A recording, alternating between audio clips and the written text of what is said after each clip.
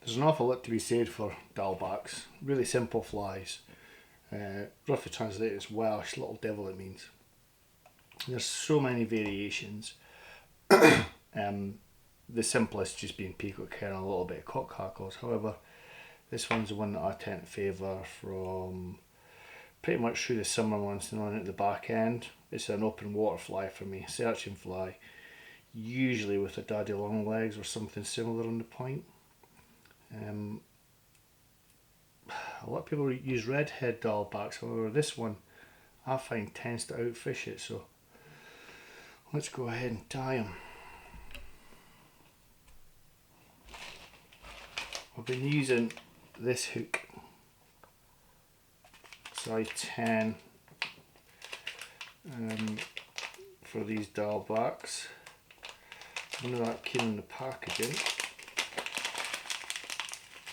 but the hooks are really good. So stick that in the vise. This is a size 10. Really nice strong hook this. Black tying thread, not fancy. UTC. Start a little bit behind the eye and then wind your tying thread down and then come back up and open to, so he's got to go tying end point, and the reason for that is it keeps my body nice and even. Now a lot of people use cock hackles. For the last few years I've been using a dark Pardo Coq De Leon. It's stiffer, but it's also a finer feather, so I can get more on there without it looking too bulky, but it remains stiff. So there's my tail there. My tail wants to be the thread body length, so not the length of the hook, the thread body length.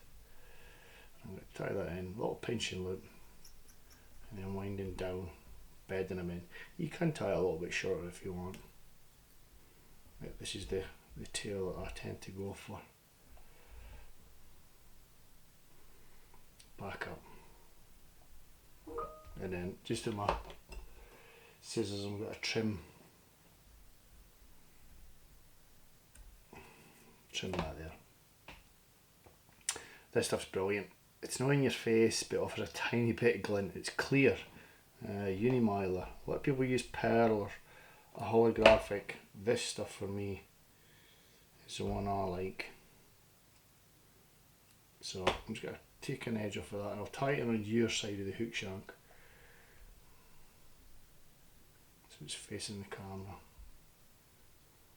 Again, back up, and then we've got peacock herring. I'm going to go daft with this stuff. I don't. I take one fibre, so there's one fibre there, and double it, and what you get is you've got the middle of the feather, and as it extends towards the ends you've got the thin end and the thick end, so it keeps its strength. Again, tying a little bit behind the eye.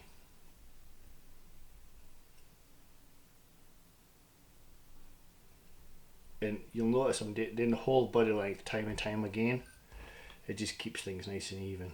Whip finish in there. And then the way I do this is I go opposite way to my thread wrap, so anti-clockwise, up the shank, touching tongues, keep both your ends together, fat end, thick end of the herring. Probably get one more actually. Always check and see where you're going to end up. That's okay. That's no, because it came loose. Keep your finger on it, we shouldn't go too far. And then just catch the fibres again. Try that again. Forgive the noise, I've got like a little plastic tray. Because I've been tying an awful lot of flies lately, a little plastic tray catches everything. I've got my vise and a little tray for a printer. My god, it's effective. So there you go, tidy that up a little bit. And then where you're clear, I want to get 4, maybe 5 wraps. So 1, 2, 3, 4, on my 5th. I'll lock it in place. Take that out of the way. Get with your scissors.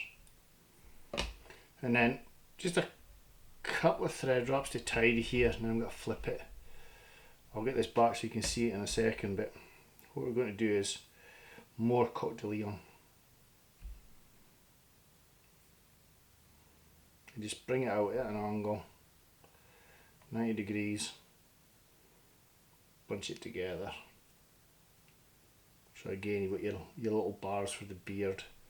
I'm just going to tie this in and straighten it with a pinching loop. I do apologise, you can't see this. I marked it up actually, I'll show you it from underneath so you can see. So I want the barbs to come, if they were coming in, just opposite the barb of the hook. So try a pinching loop this way. That's fine.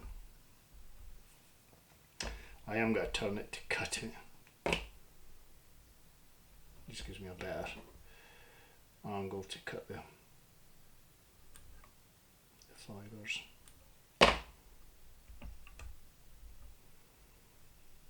And then the piece de resistance, if you like, is I come in with a glow brite. You can tie these in any, however, for the back end I'll always find glow brite number 5. There's something about that orangey red colour. Come the back end, but it really seems to work. Trout seem to pick it out. And get quite a pronounced head, not as big as a beard, but pronounced certainly. And then come in, whip finish, and that's him. To keep that colour,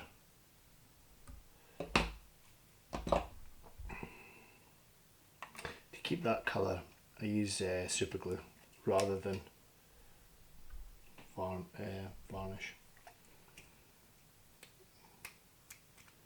And with your super glue, just a wee dab either side, and it keeps that bright, vibrant head in it. Here you go. That's your little dial back with that clear vinyl ribbon there. Such a good fly. Fish it on the washing line as part of your team of 3. You can fish a whole team of these things if you want. Actually, it'll work really well, but for the summertime I prefer to have something buoyant on the point. I really hope you enjoyed that, folks. If you did, please be kind enough to subscribe. Take care. Bye bye.